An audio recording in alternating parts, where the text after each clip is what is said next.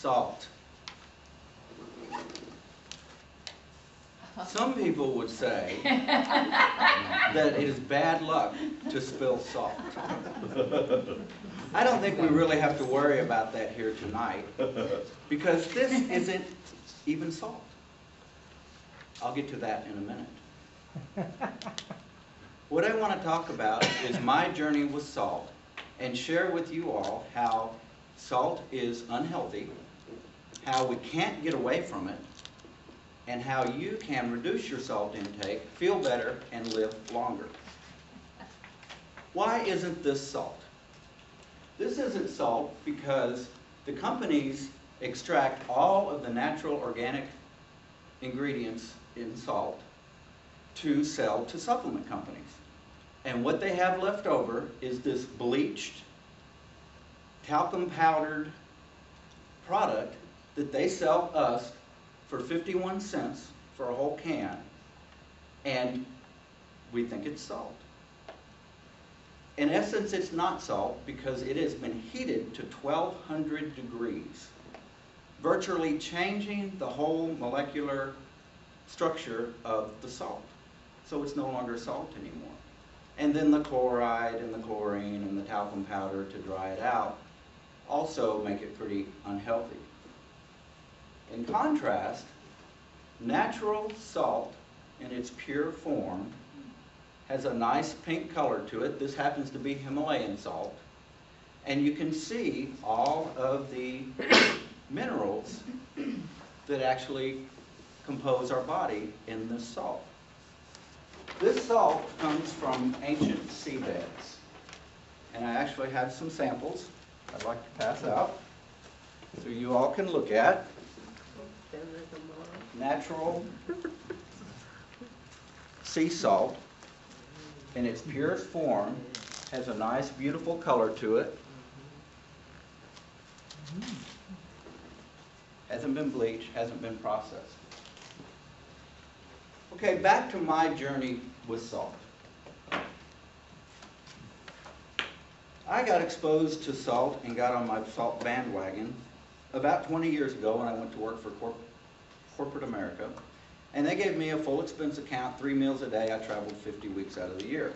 Of course, I thought it was fantastic that I got to eat out 3 meals a day in any restaurant pretty much of my choosing. Well, after about 3 months of traveling, I noticed my face just ballooned up because the salt that they are putting in our foods and in restaurants is this processed salt that's not even actually salt, and our bodies reject it. Because it's not a natural form, our bodies are swelling up. Every single organ in our body is trying to get rid of this poison. So after about 3 months, I started noticing this, and I was thinking it was just the fat food I was eating in restaurants. And this continued for about 5 years. And I traveled in this job for 10 years.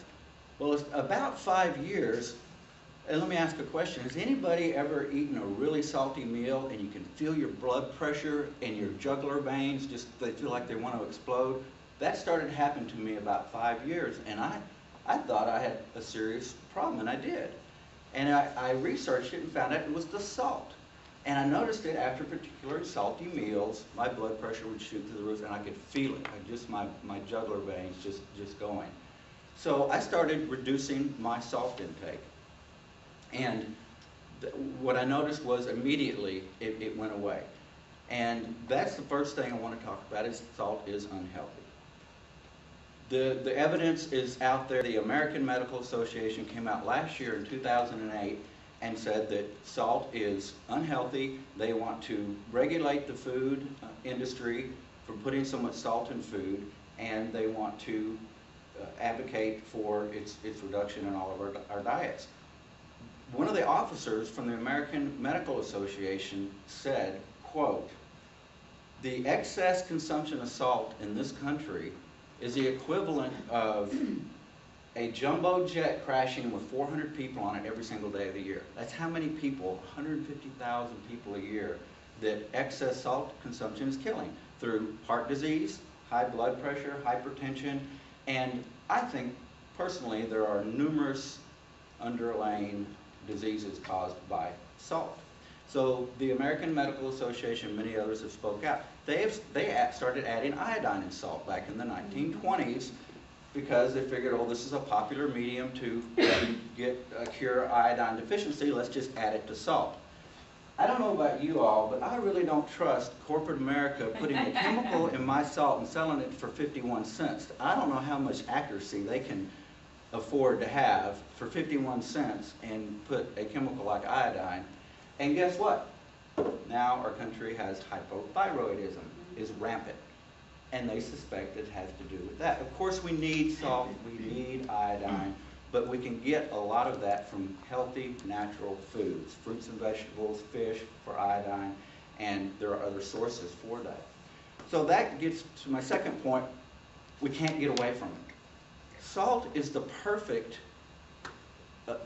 preservative for food, and that's why restaurants use it. Restaurants typically can't prepare fresh meals, especially national chains. They use prepared food, and all the prepared food has a lot of salt put in it, because guess what? It increases the shelf life.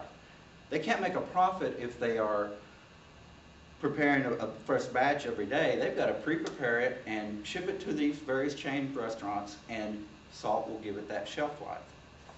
So it's restaurants. The studies show that restaurants, a typical meal in a restaurant gives you 3 times the amount of salt that you need in one meal. Processed foods. Good old chicken soup, chicken noodle soup. Healthy, right? Common cold, all that stuff. 37% salt in one serving.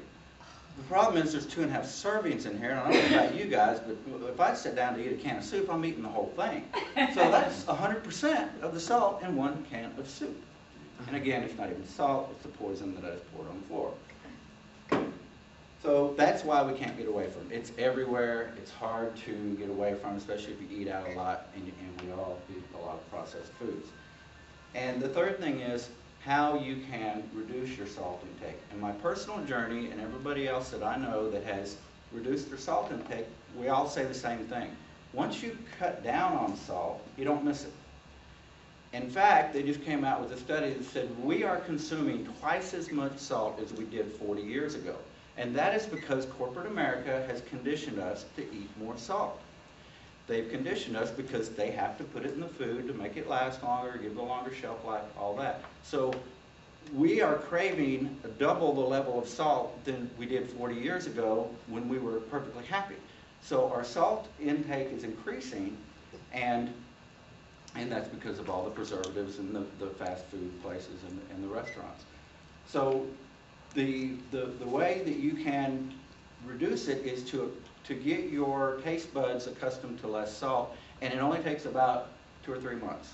Personally, it's what it took for me, most people I know that reduce salt. Then you start tasting high salt foods like in restaurants, and you notice it.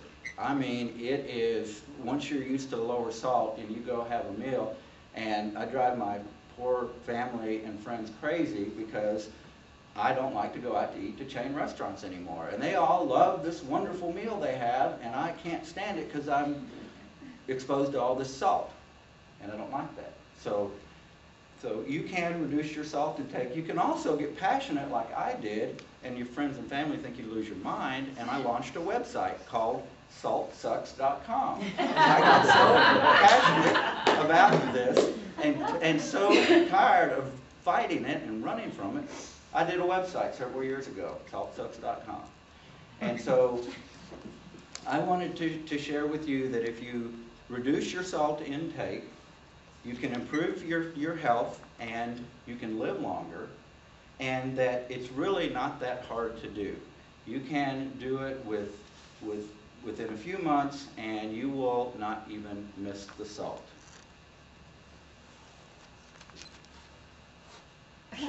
Just in case.